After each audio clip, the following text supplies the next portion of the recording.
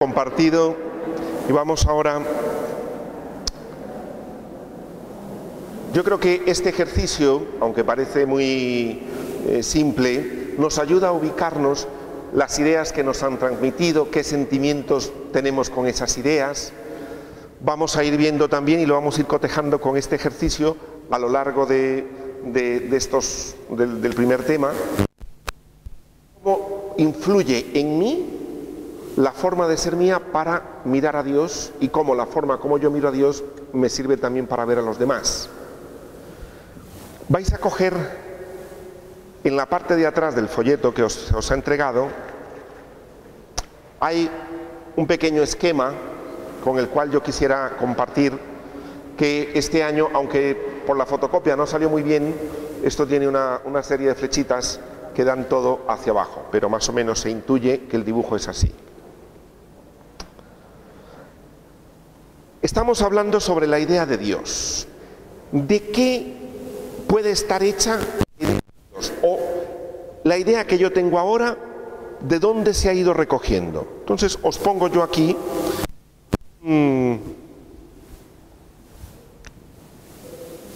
esquema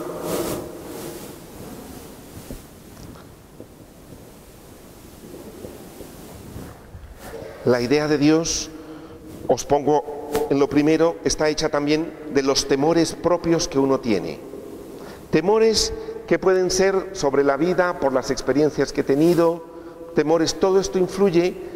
Una persona que es muy temerosa, ¿cómo creéis que va a ver a Dios? Como alguien que le mira mal, probablemente. Si no, os pongo el ejemplo, ya no solo con el temor. Cuando uno está enfadado, supongo que os enfadáis de vez en cuando, digo yo.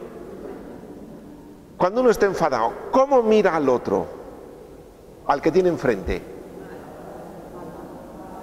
Mal, pasemos del mal un poquito más para allá.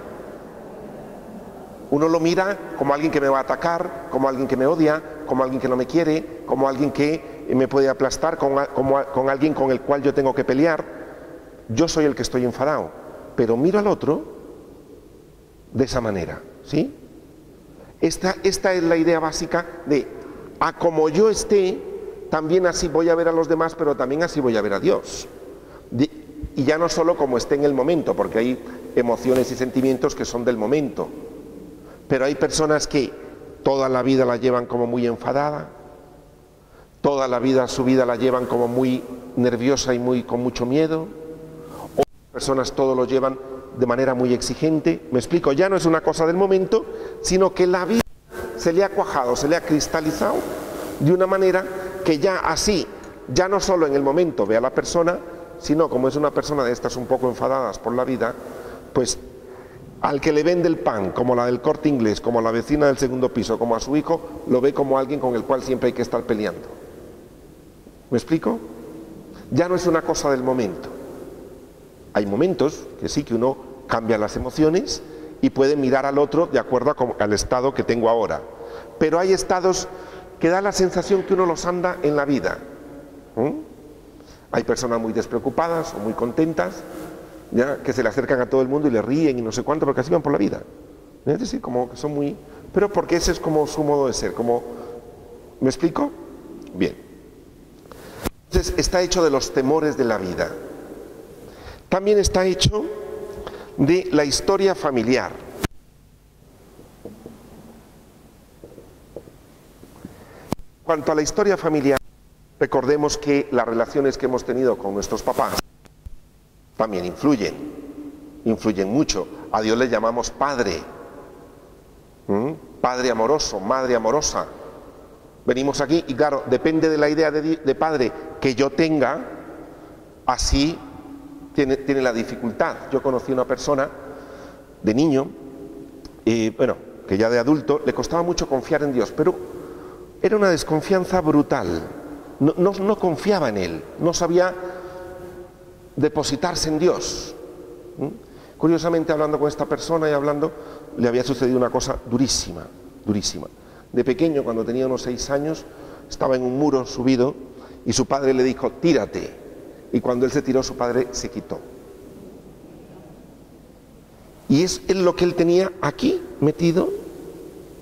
Y entonces es entendible que si su padre, cuando él se lanza al vacío, se quita, ahora dile tú que confíe en el Padre Dios y que se lance al vacío del... Va a ser muy difícil, como que no. Porque las experiencias de la familia, la experiencia familiar, va a ser muy importante en ese aspecto, la relación con los papás. Por otro lado, la experiencia de Dios que se vivió en casa también va a ser muy importante. Conozco una persona que le decían de niña, me contó una vez, que había caído un hilito y que ella estaba recogiendo los hilos de esto que cosían, ¿no? De esto que estaba en la salita de coser y tal. Estaba recogiendo unos hilos, pero se entretuvo mucho, ¿ya? Y no sé si fue la abuela o la tía, le contó un cuentecito y le dice: había una vez una niña que recogía hilos y perdía el tiempo. Pero vino el demonio, hizo con ellos una cuerda, la ató de la pierna y en un descuido se la llevó al infierno. Esto es cierto. Esto es muy sádico. Esto es muy sádico. Tú imagínate una niña que está, contarle un cuento así porque, vamos, Dios a veces se convierte en un policía tan barato para los padres de familia. Si te mueves, Dios te va a castigar. Si haces eso, Dios... ¡Qué pena!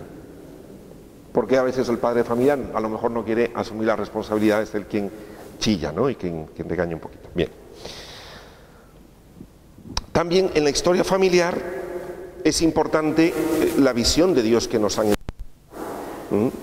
entregado. A todos nos han hablado de alguna manera de Dios, pero lo que nos cuentan de niños, eso queda muy grabado. Y también lo que uno ve que hacen en casa. Yo personalmente, siempre cuento esto, que yo era pequeño, mi madre, que en paz descanse, una mujer buenísima, una mujer con mucho cariño, luego después cambió la idea de Dios, pero yo me acuerdo cuando yo estaba pequeño, yo soy de Costa Rica, soy del trópico, ahí hace un calor que te mueres, y en la noche, una vez, no me acuerdo qué estaba haciendo yo, o discutiendo con mi hermano, algo estaba haciendo yo, y entonces llegó mi madre, y entonces yo, con la idea que tenía, como mi madre me decía que Dios todo lo ve, porque era aquel famoso ojo, ¿os acordáis que había un ojo siempre? Bueno, ese ojo, en la parroquia donde yo iba, mi madre me lo señalaba y me decía: mira, todo lo ve. Claro, a un niño yo veía un ojo tremendo, y yo decía: madre de Dios. Bueno, y entró mi madre a la habitación y yo estaba cubierto con la sábana, con la manta. Y entonces me decía mi madre, me dice mi madre: recuerda que Dios todo lo ve. Entonces yo me tapo, ya, para que no me vea Dios. Y me dice mi madre: hasta debajo de la manta mira. Claro, yo, para que no me viera, yo sudaba debajo de la manta. Y encima, si ya debajo de la manta veía, decía: ¿dónde me meto? Pero era horror, ¿ya? Yo después le contaba esto a mi madre y mi madre se reía. Me decía: madre de Dios, la que hice yo. Le decía: no, mamá, no te preocupes, que tu hijo es cura. Así que no te preocupes, que no pasó nada. Pero sí le queda a uno, y todavía hoy, y yo, fijaros bien que yo hoy todavía cuento esta anécdota, porque para mí se me quedó muy grabada, que Dios todo lo ve, pero es una sensación de temor, porque fue lo que se transmitió. Luego también, bueno, seguido de esto, lo que me contaron de Dios, lo que me contaban sobre Dios, a veces me contaban cosas bastante reales, experiencias personales, y otras veces me lo ponían así como un Dios muy lejano por la experiencia familiar. O a lo mejor ni siquiera me lo contaron, porque puede ser que uno haya crecido en familias donde a lo mejor se hablaba muy poco de Dios, o estaban muy enfadados con Dios. Esto lo vamos a ver luego en otro tema también más adelante. Luego también influye la personalidad, la forma de ser de uno, influye muchísimo. ¿Cómo miro yo a Dios? Va a influir muchísimo. Si yo soy de las personas que pienso que la gente siempre me anda criticando, me anda mirando, se anda diciendo cosas de mí, ¿qué tal? pues voy a pensar que Dios también es un Dios que se fija en muchos detalles del cual hay que tener un poco de cuidado. Si yo soy una persona demasiado ordenada en casa, que todo tiene que estar impoluto, que todo tiene que estar no sé cuánto, que soy un poco obsesivo, pues pienso que delante de Dios la religión tengo que llevarla muy meticulosa, muy ordenada y muy no sé cuánto, porque no se puede respirar, porque si no Dios, el desorden, está la famosa frase, donde hay orden, está Dios. Eso a un obsesivo le viene como anillo al dedo. Dice, ya lo dice el dicho, donde hay orden está Dios, y pone a toda la casa en fila. No pone a todo el mundo así. En nombre de Dios. Calcetines rosa aquí, calcetines verdes aquí, los pantalones aquí, los zapatos enfilados bien lustrados, no sé. Donde hay orden está Dios. En nombre de Dios, damos cuenta de la relación. También el carácter. No lo quiero, también el carácter es un poco diferente de la personalidad, pero el carácter también se forja un poco. La personalidad tiene que ver también con cosas, hay cosas aprendidas, hay cosas que vienen por naturaleza, y el carácter pues también se va forjando en las relaciones humanas, ¿ya? Hay gente que tiene un carácter fuerte y cree que Dios tiene que ser fuerte.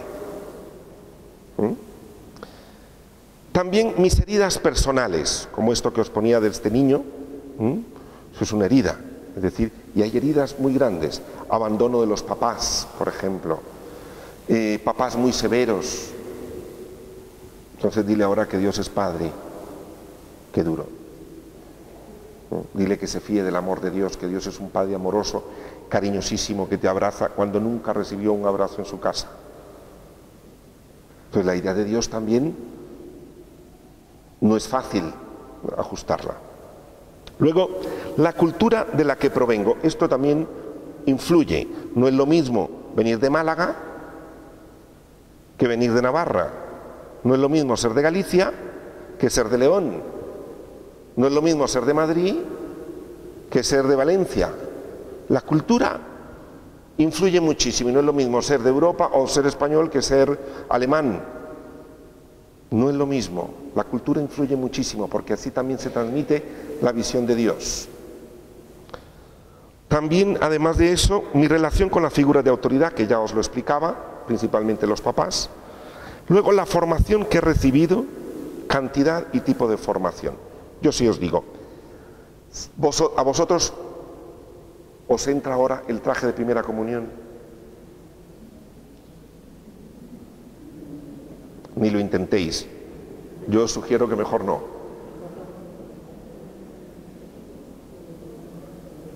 Y yo os pregunto, ¿la fe de primera comunión os sirve?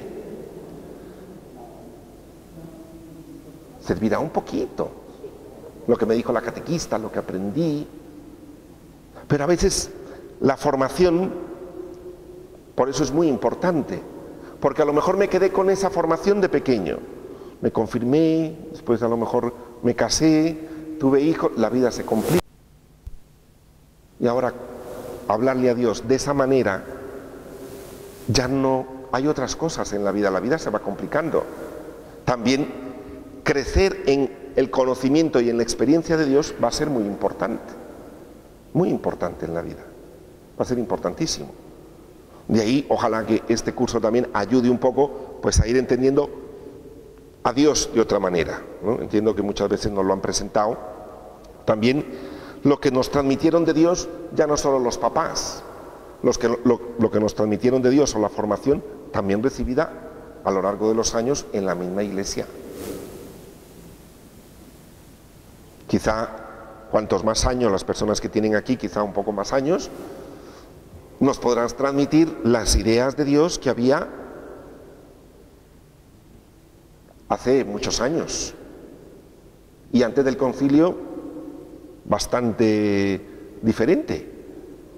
No los juzgamos, no se trata aquí de juzgar, no se puede juzgar el pasado con criterio del presente, porque sería injusto.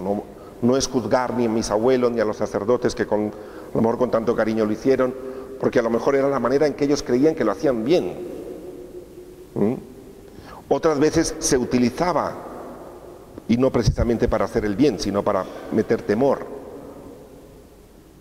A Dios gracias, después del Concilio Vaticano II ha venido una nueva ola de Espíritu de Dios, donde se ha venido renovando,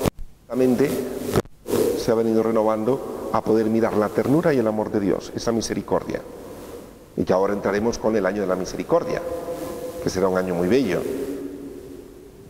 Pero cada uno de vosotros supongo que también anotasteis o tenéis experiencias anotadas ahí, ideas que os dijeron de Dios, que os transmitieron, a lo mejor un sacerdote, aquellos sermones famosos, ya donde, la palabra principal que se utilizaba era infierno. De cielo, de amor y de ternura se hablaba muy poco. Y este tipo de cosas, pues también, quiera que no, se cultiva. Como digo, no es para juzgar a nadie, obviamente, y que muy probable estas personas creían en eso, ¿no? Y transmitían también en lo que habían sido formados. Y luego también lo de mis fantasías y antropomorfismos. Esto lo voy a explicar luego. Mis fantasías, lo que yo fantaseo de la gente o de Dios. Antropomorfismo me refiero yo a que Dios es Dios, ¿sí? Pero no tengo otra manera para referirme a Él si no es con el lenguaje humano. Y entonces le atribuyo a Él aspectos humanos. Esto puesto en la naturaleza, no en Dios, sino puesto en la naturaleza, se llama animismo. Los primitivos, en la prehistoria, los primitivos, ¿qué hacían? Había una gran tormenta y decían, el cielo está enfadado. El mar está celoso. Y dicen, vamos a ver. O miraban que todo estaba muy quieto y decía, la tierra está en quietud. Vamos a ver, ni la tierra está en quietud, ni el mar está celoso, ni el cielo está enfadado. Esos son atributos que yo le pongo antropomorfismos, es decir, desde la visión de un ser humano como que fuera un humano, y le pongo un adjetivo. ¿Me explico? Esto se llama así, antropomorfismos. Y si no, lo que yo fantaseo. Esto era muy primitivo, y de hecho es una forma muy primitiva de pensar. ¿Ya? Atribuirle a un árbol una fantasía de este es el árbol del amor. Y si no, bueno, el árbol del amor, este es un árbol. Sí, pero lo habéis visto estos en algunas películas prehistóricas y tal, pero todavía hoy pensamos así. ¿Qué día más triste? Mire, el día no está triste. El que estoy triste soy yo.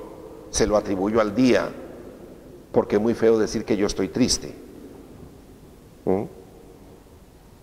¿Qué día más bonito? Mire, yo me he encontrado gente con un día estupendo de primavera, con un sol maravilloso, con unas flores alrededor, y dice, vaya día, porque el día lo lleva dentro. Pero uno le atribuye a los demás conforme uno está. Esta es la idea, ¿sí? Y también lo que uno fantasea de los demás, porque uno, vaya si no tiene fantasía sobre los otros, ¿ya? Sobre la vida de los otros, ¿cuántas fantasías no tenemos? Uno ve a una persona y dice, esta persona debe ser feliz, esta persona con ese coche no, ha de trabajar en un sitio y llevar una vida. Se le ve una cara de relajada, esta señora no hace nada en su casa. Y dice uno, todo eso me lo fantaseo yo. Bueno, ya por la mirilla del piso, eso ya ni te cuento. Quien se asoma por la mirilla y fantasea todo lo que ve, bueno, es un entretenimiento que para algunos les sirve. Pero, vamos, con este ejemplo trato de decir lo que uno fantasea, ¿no? Pues también con Dios uno puede fantasear. ¿Y cuál es el problema?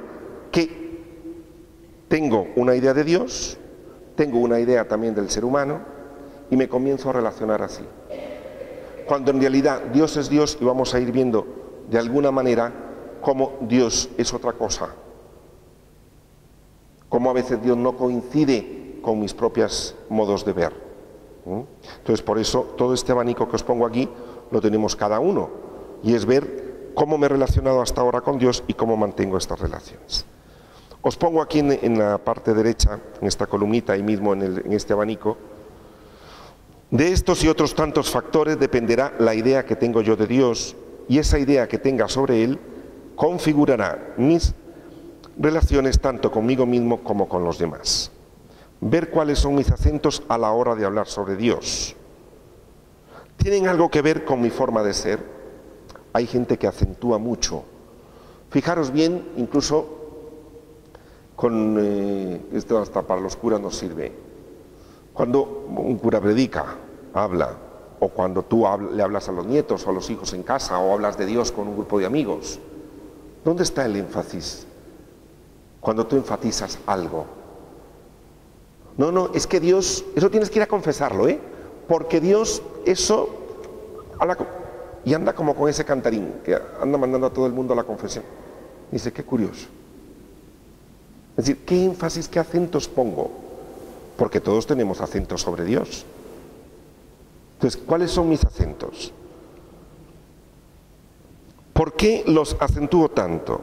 ¿No será que algo tienen que ver con mi forma de ver la vida, o mis temores, o mis propias exigencias, o heridas personales, historia, y por tanto se lo atribuyo a Dios?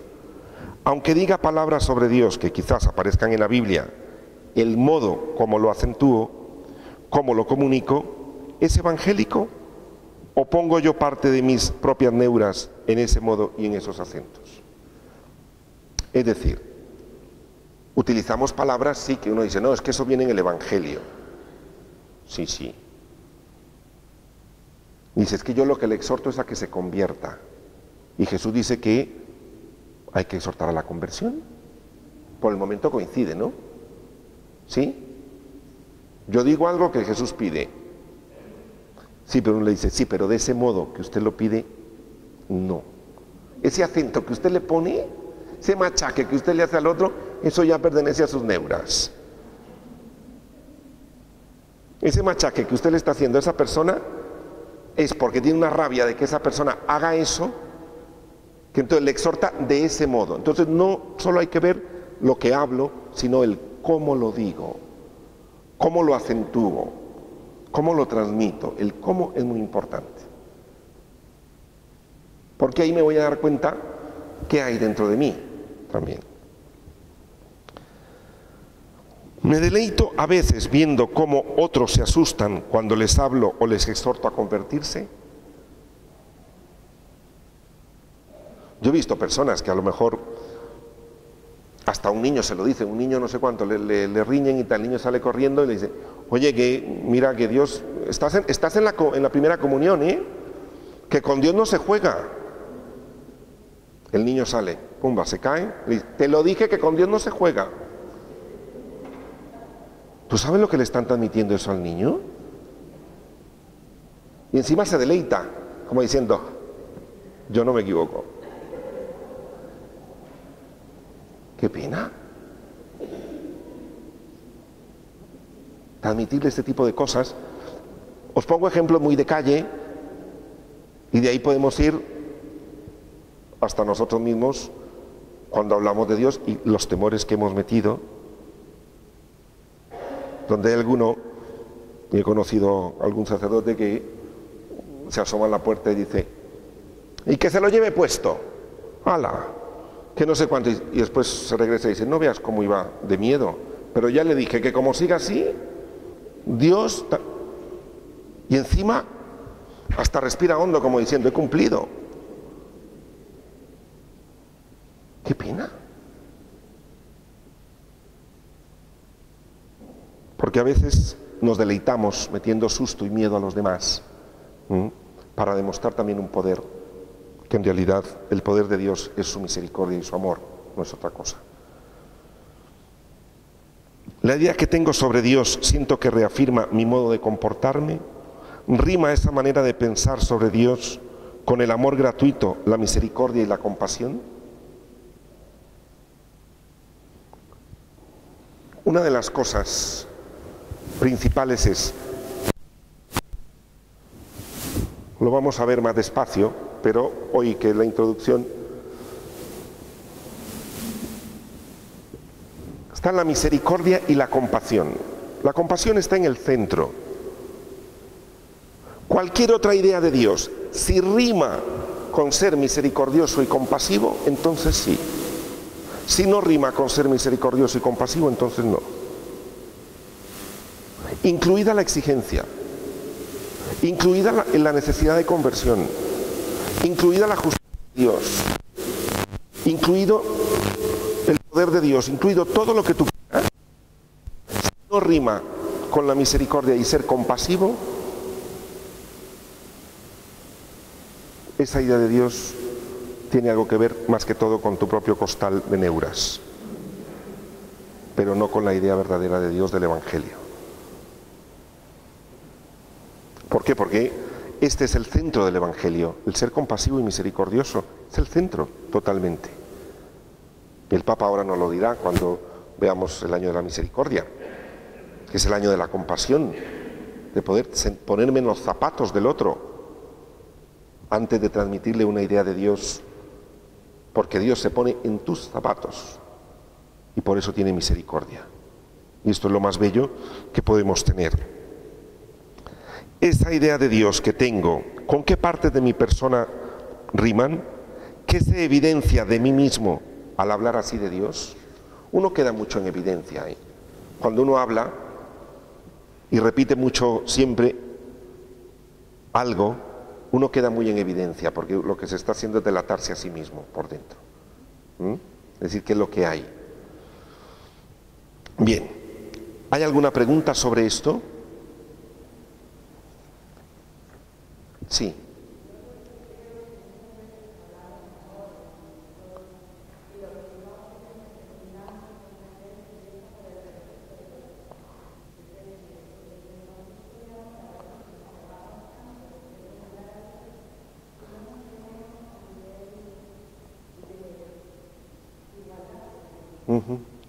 Sí, dice que a veces que sí hablamos de amor y misericordia, pero no nos damos cuenta que el amor y la misericordia comienzan por el respeto del otro.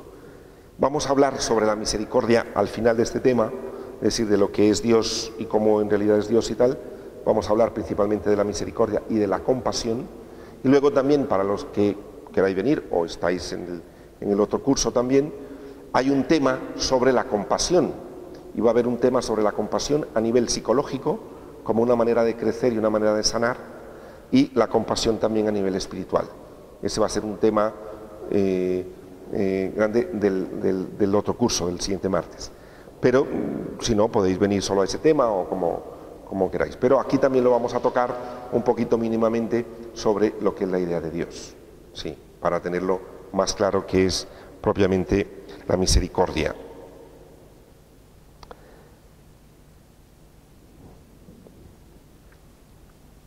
Vamos a leer aquí, en lo que está aquí abajo de este abanico, el punto número 1, la primera parte donde está esta rayita, ya lo hemos dicho, que tenemos que depurar las ideas transmitidas por nuestros padres, por los catequistas, por los profesores, por los sacerdotes, abuelos y la sociedad en general, que quizá con buena intención, y no lo juzgamos, nos transmitieron esa idea. Mi idea sobre Dios tendrá siempre repercusiones en las relaciones que establezca conmigo y con otros. Siempre. La idea que yo tenga de Dios. Si yo creo que Dios es un Dios justiciero, me relacionaré justicieramente. Recordemos que en nombre de Dios hasta se han bendecido tanques de guerra para ir a matar gente. No solo en la religión católica, en muchas religiones. Es decir, tengo esta idea de Dios, pues Dios pues bendice estas cosas para ir a matar gente. ¿Me explico? Es decir, la idea de Dios va a marcar muchísimo, y nosotros, que a Dios gracias no tenemos una teocracia, pero hay sitios donde la religión y la política están íntimamente unidos, una cosa es lo mismo que la otra. Y esto ya ni se diga, ¿ya? Que lo vemos en otras latitudes también. El Papa Francisco dice, ¿a qué Dios rezo? Al Dios omnipotente está demasiado lejos. Esto yo no lo siento. Jesús tampoco lo sentía. Es orar dice, ¿a quién rezo? Al Dios cósmico. Esto es más común en nuestros días. Esto es muy superficial. Necesario es orar al Padre misericordioso. Pero el mismo Papa se pregunta, dice el Papa Francisco, ¿a qué Dios rezamos? ¿Qué es mejor? Y, hombre, yo no, pero el Papa Francisco también lo dice aquí. Es decir, al Dios omnipotente, ¿qué es mejor decir? Señor Dios omnipotente, yo te pido. ¿Cómo lo sentís eso? ¿Qué podríamos decir? Señor misericordioso, Padre de bondad, Padre bueno, Papá, como lo llamaba Jesús, Padre de la ternura, y tantas cosas que le podemos decir. Por eso dice el Papa, aquello rezo, dice, al Dios omnipotente, dice, yo esto no lo siento dentro de mí, dice el Papa, ¿no? La imagen que podamos tener de Dios puede condicionar nuestra vida por entero, porque como nadie lo ha visto, cada uno puede caer en la tentación de imaginárselo a su gusto y disgusto. Pero la realidad es que cada uno de nosotros hemos entrado en relación con aquella imagen de Dios que por una razón u otra se ha grabado más profundamente en nuestro corazón. Por ello, la mayoría de nosotros tendremos que confrontar la imagen de Dios que hemos hecho de Él. Y luego, esto sí es una cosa importante ya casi para terminar, la representación de Dios puede elaborarse conforme a estructuras afectivas saludables y madurativas. O puede también, por el contrario, expresar la dinámica regresiva, perversa o neurotizante de esa misma afectividad. Y lo explico. En la religión, en la relación con Dios, una de las cosas, más que el intelecto, lo que está en juego, ¿qué es?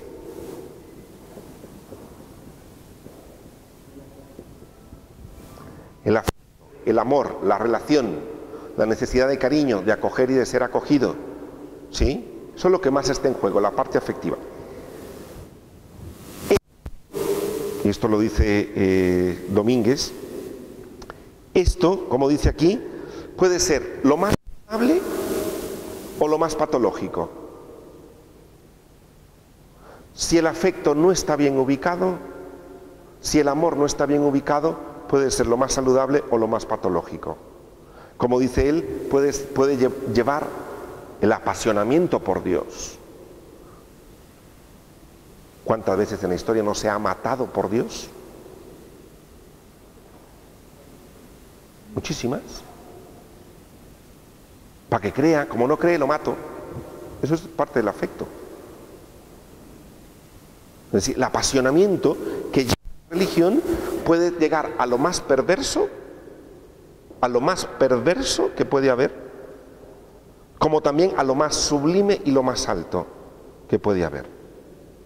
Entonces, fijaros que es importante tener con la religión. A veces yo he escuchado o he visto, he sabido de una casa donde los hijos llegaron a quejárseme a mí. Me decían, Luis, mira a ver si puedo hablar con mi madre y con mi abuela, porque tenían hijos adolescentes, entonces los hijos no querían venir a la misa. Entonces, ¿qué hacían? Ponían la Eucaristía todos los días a todo volumen en casa, en la televisión, para que los otros estudiando, pero ellos para que escucharan.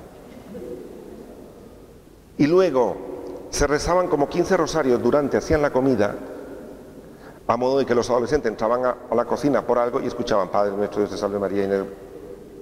Los hijos estaban hasta aquí. Eso es una agresión. Eso es una agresión muy grande. No se puede hacer eso en nombre de Dios, donde se corta la comunicación con los demás, se les agrede poniendo el volumen más alto por un apasionamiento. Es que Dios lo es todo y en esta casa Dios tiene que serlo todo. Sí, pero lo que decía yo antes, de ese modo no. El modo es muy importante. O a veces hasta al marido. Yo conozco esposas mujeres, ¿no?, que le ponen sendos crucifijos al lado de la cama al marido a ver si se convierte.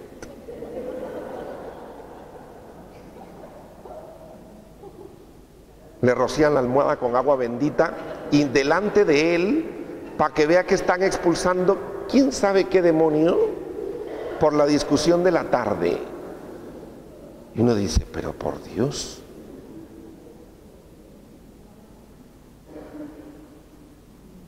Pongo estos ejemplos así un poco que son reales, o las cosas que se le dicen también a la esposa o al esposo, ¿no? Lleva el escapulario a ver si acaso, ponte no sé cuánto, tú deberías ir a tal sitio. Entonces puede prestarse a lo más sublime o a lo más perverso. Y Dios no es así. La religión no es para eso, no es para un uso de ese tipo de cosas. Además dice, la idea de Dios se elabora en el curso de la historia familiar y de ahí se derivan grandes posibilidades y riesgos. La dirección, la psicología lo que mira es la dirección más sana o más patológica, más elaborada o más primitiva, más madura o más infantil de la vivencia de la fe. La psicología no se va a meter con, una psicología sana, porque las hay que también se declara. Una psicología sana dice, mira, a mí lo que me interesa es cómo vives tú la fe. Si estás aterrorizado, si estás culpabilizado hasta el máximo, al menos la manera como, no la fe la que está mal, sino la manera como vives esa fe, está muy mal. Y esto es lo que pretendemos también en el curso. No nos vamos a meter con la idea de Dios, si Dios existe o no, obviamente no. Pero es cómo estoy viviendo yo esa fe. ¿Me ayuda o me neurotiza más? Porque hay grupos que pueden llegar a neurotizar a la gente, culpabilizándola demasiado. Muchísimo, una culpabilidad patológica. Y eso no es saludable tampoco. Entonces, ahí también una vivencia de la fe puede ser muy infantil. Entonces, de acuerdo a esto, lo iremos viendo, pero yo quería explicar más o menos esto que es el cuadro. Y luego lo último, ya con esto, no es evidente que tenemos la imagen del Dios que nos regaló Jesús. Tenemos muchos falsos rostros y adoramos muchos ídolos y muchos fetiches. Que al final habría que ver si coincide con el Dios del Evangelio o no. Bien, terminamos con esto. Vamos a hacer una pequeña oración y damos gracias a Dios por su palabra.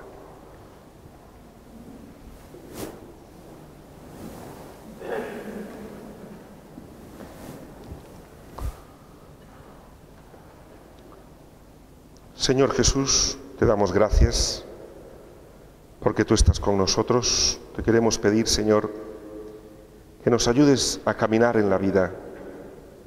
Mira, Señor, mis temores o la historia familiar, o quizá lo que me compartieron, Señor, sobre ti.